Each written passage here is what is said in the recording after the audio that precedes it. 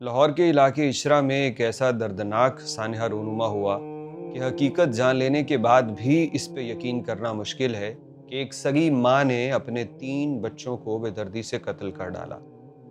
इस वाक़े की इत्तला जैसे ही मुर्दार खोरों और लाशों को नोचने वाले गिद्धों तक पहुंची तो वो जल्दी से आगे बढ़े, अपना सेटअप लगाया कि इससे पहले कि इन लाशों को दफना दिया जाए, हम अपनी अपनी हिस्सों की लाशें नोच लें। दोनों पहलुओं पे बात होगी इस वीडियो में कि माँ ने बच्चों को क्यों मारा और उसके ऊपर जो कुछ किया जा रहा है वो बताता है कि मजमूई तौर पे ये कौम मुर्दार खोर, चस्काबाज और बेहिस बन चुकी है, जिन्हें लाशों के ऊपर ये सब करने में भी कोई शर्म नहीं आती। वाक़े की तफसीलात कुछ इस तरह से है कि इशरा में एक अपार्टमेंट में रहने वाली खातून ने अपने 3 बच्चों का गला काट के उनको मार डाला। उसके बाद वहाँ से फरार हुई, बाद में शौहर को बुलाया और इस वाक़े का इल्ज़ाम अपनी सास पे धरने की कोशिश की, लेकिन पुलिस ने तहकीकात की तो पता चला कि मुल्ज़मा एतराफ़ कर चुकी है कि उसने खुद ही इन 3 बच्चों को कत्ल किया और वजह ये थी कि गुज़श्ता रात अपने शौहर से किसी बात पे उसकी लड़ाई हुई थी और इसी बात पे खातून ने अपने बच्चों के साथ ये कर दिया। अब सोशल मीडिया पे बजाय इसके कि कोई इस दुख दर्द को महसूस करे, एक बहुत बड़ा तबका ये कह रहा है कि औरत का किसी और से चक्कर होगा। यानी उन्हें ना मासूम बच्चों की लाशें नज़र आती हैं, ना उन्हें हकीकी मसाइल जानने में दिलचस्पी है। उन्होंने खुद से ही ये अज्यूम कर लिया है कि ये औरत किसी के साथ भाग जाना चाहती होगी, किसी के साथ इसका ताल्लुक होगा, इसीलिए इसने ये कर दिया। हालांकि इसी दुनिया में हम रहते हैं, हर औरत या हर मर्द करैक्टरलेस नहीं होता। घरों के अंदर नाचाकियाँ, लड़ाइयाँ भी बहुत कुछ इंसान से करवा देती हैं। खैर, ये तो अब पुलिस उससे तफ्तीश करके सारा कुछ गुलवाएगी, लेकिन इस मौके पे पता क्या हुआ?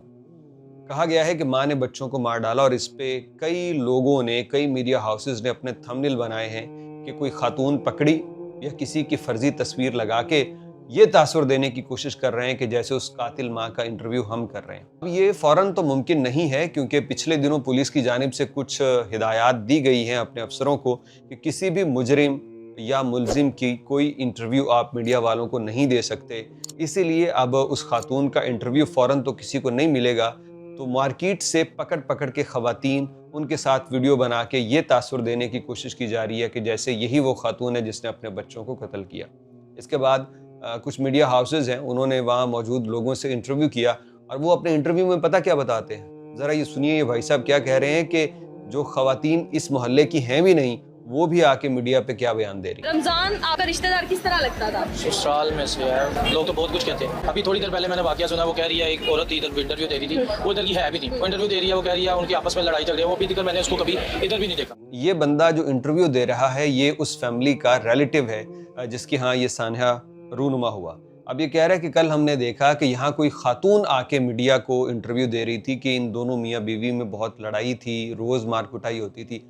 हालांकि उस खातून का यहाँ से कोई ताल्लुक ही नहीं है, हम पहली मर्तबा उसे देख रहे हैं, तो वो आके इस तरह इस इंसिडेंट पे बात कर रही है। तो ये असल में आपको पता है ये हो क्या रहा है?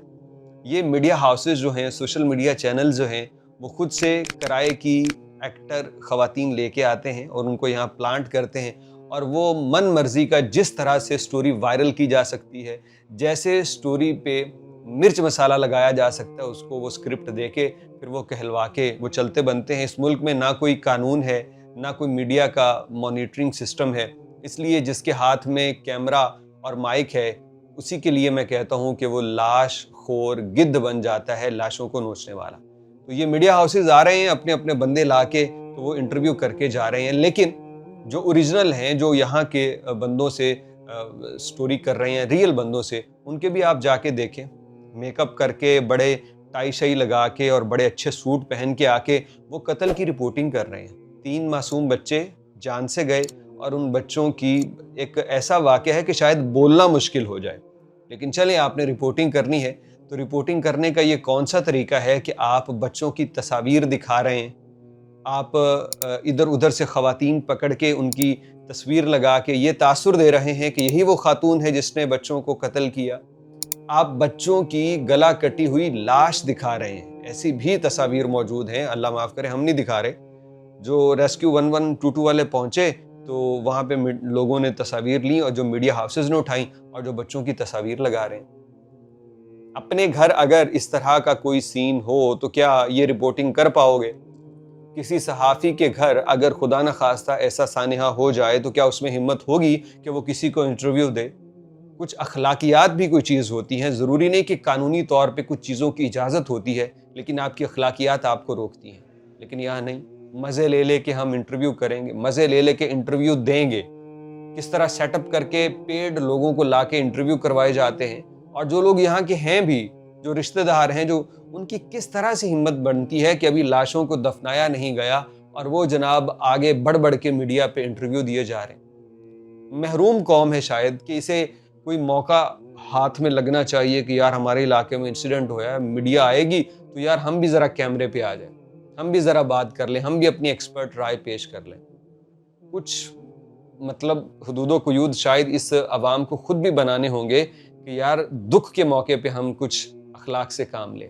اب یہ جو خاتون جس نے اپنے بچوں کو قتل کیا، یہ دیکھیں گے اب کچھ عرصہ بعد کوئی میڈیا والا اپنا اثر و رسوخ استعمال کرے گا اور کہیں جا کے کسی ایس ایچ او یا کسی سے مل کے اس خاتون کا وہ انٹرویو کر رہا ہوگا، اور پھر بعد میں بتائیں گے، خاتون بتائے گی میں نے بچوں کو کیسے نیند کی دوا دی، پھر کیسے میں نے چھری چلائی، کیسے میں نے اس کو چھری کو چھپا دیا، کیسے میں نے اپنی ساس پہ الزام لگایا۔ پورا ایک ذہن سازی یہ میڈیا کرے گا۔ جس طرح فیشن ہوتا ہے نا، فیشن کیسے آگے بڑھتا ہے، جب نامور شخصیات کوئی کپڑا پہن لیں، کوئی چیز ایجاد کر لیں تو وہ عوام میں بھی پھیل جاتا ہے، فیشن بن جاتا ہے۔ تو جرائم کی دنیا میں فیشن انڈسٹری بن چکا ہے میڈیا، کہ یہ جرم کے طریقے لوگوں کو بتاتا ہے۔